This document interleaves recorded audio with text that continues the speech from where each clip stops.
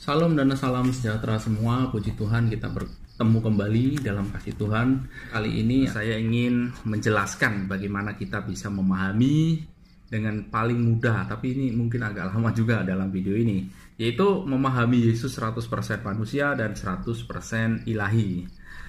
Yang cara yang paling mudah pahami ini adalah bandingkanlah Yesus firman Allah ini dengan Alkitab. Ini cara yang memang bagi saya kurang pas, tapi ya memang seperti itulah yang paling mudah, yaitu membandingkan Yesus dengan Alkitab yang juga firman Allah gitu loh. Yesus itu adalah firman Allah yang menjadi manusia, yang turun menjadi manusia, sedangkan Alkitab adalah firman Allah yang turun menjadi kitab gitu loh. Mungkin perbandingan ini memang paling mudah untuk kita pahami.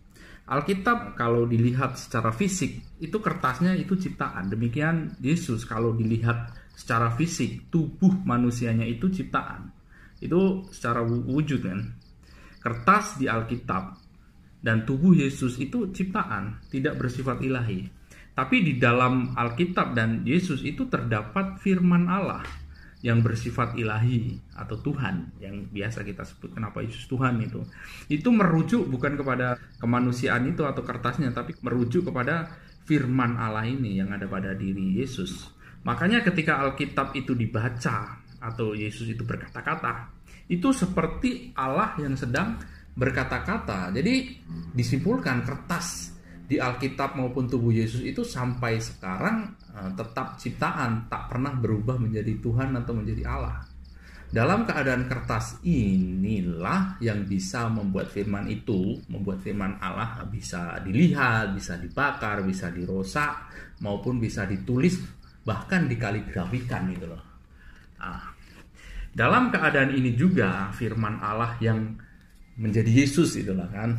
Tubuhnya bisa dilihat juga seperti kitab tadi, bisa dilihat, bisa ditulis, dan bisa disalib, bisa juga digambar, bahkan bisa sampai mati itu loh. Yang mati bisa rosak itu tubuh kemanusiaan, jasad firman Allah atau kertas itulah. Jadi firman Allah dalam keadaan ciptaan atau kertas atau tubuh Yesus itu meskipun terbakar, rosak atau tersalib atau mati, tetapi sifat firman Allah di dalamnya tidak mengalami semuanya itu.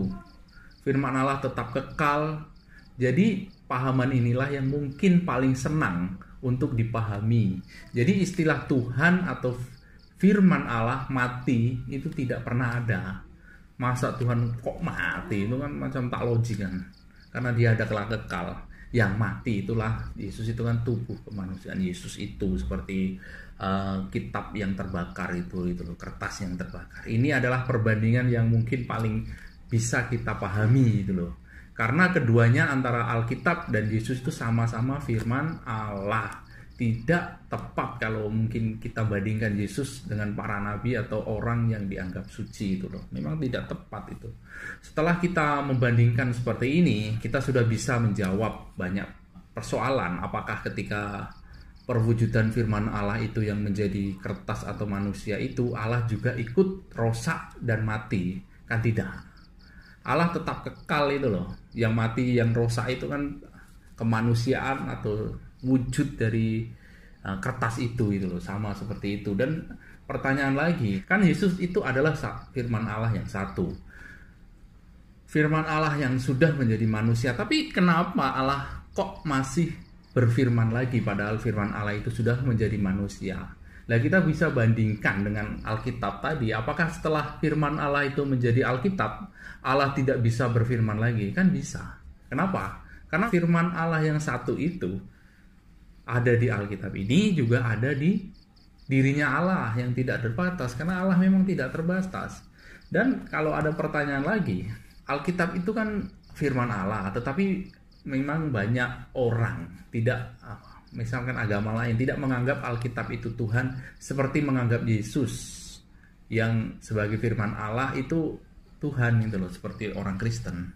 Memang sebagian besar beranggapan seperti itu, tapi kalau saya lihat dari sebagian besar meyakini firman Allah yang ada di dalam Alkitab itu sama dengan Tuhan. Misalkan contohnya ini lah kan, ketika mereka atau ketika kita mendengar Alkitab itu dilantunkan atau dibacakan, itu kan sama seperti mendengar suara Tuhan. Jadi dia pun sama dengan Tuhan kan. Bahkan ketika orang menghina atau melecehkan Alkitab, sama seperti menista Tuhan, itu misalkan kasus Ahok saja. Kan kasus Ahok itu kasus melecehkan Alkitab, tapi pandangannya dia melecehkan Tuhan, beda dengan dia melecehkan Nabi gitu loh. Tidak sama. Nah, jadi seperti itu. Jadi memang mereka tidak menganggap firman Allah itu Tuhan, tapi mereka itu menyetarakan dengan Tuhan itu. Bahkan ada satu aliran besar yang berpendapat, nah, ini keras juga aliran ini, bahkan aliran ini memang paling besar di dalam agama seberang itulah. Dan berpendapat bahwa firman Allah atau Alkitab itu memfatwakan bukan makhluk atau ciptaan. Jadi siapa yang menganggap firman Allah itu ciptaan, nah dia kafir ini loh. Bahkan sampai aliran itu mengkafirkan saudaranya yang menganggap bahwa Alkitab atau kitab firman Allah itu adalah ciptaan. Jadi di dunia ini kan ada dua saja.